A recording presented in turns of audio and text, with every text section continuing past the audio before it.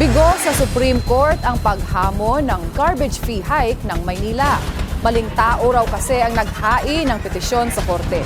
Nagbabalik si Hanati para sa exclusive agenda report.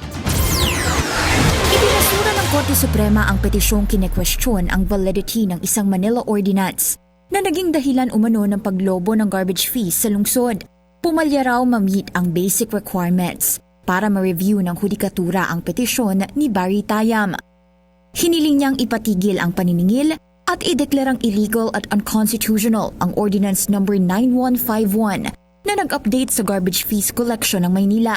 Mula pa raw kasi 2013 ay hindi pa na-update ang koleksyon ng basura sa lungsod.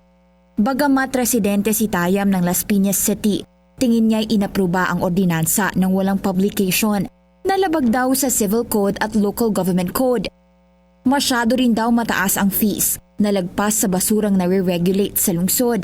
Sagot ng korte sa petisyon ni Tayam, wala siyang legal standing dito dahil hindi siya residente ng Maynila at wala naman siyang negosyo sa lungsod.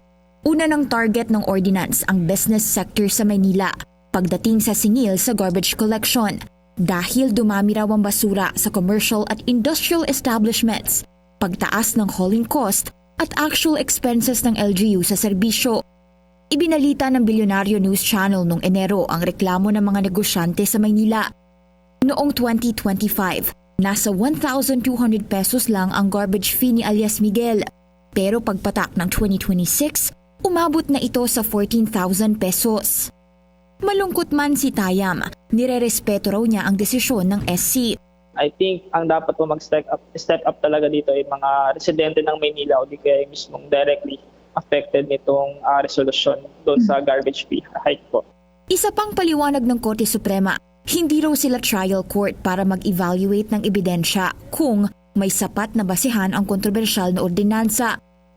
Kailangang idaan muna ang mga ganitong kaso sa Regional Trial Court. Nakikiramay ako kung sa mga naapektuhan or sa nalulungkot doon sa balita na ito.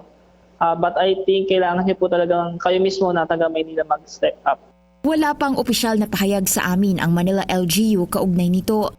Una na nilang sinabi na kailangan ng update sa singil sa basura dahil na rin sa paglilipat ng tambakan sa isang sanitary landfill sa San Mateo, Rizal. Sa bahagi naman ng ilang negosyante sa Maynila, pinag-iisipan nila kung ano ang next steps kasunod ng desisyon ng Korte Suprema. Sa ngayon, wala naman daw nagbago sa singil sa basura sa kanila. Para sa agenda, Hannah T. Bilyonaryo News Channel.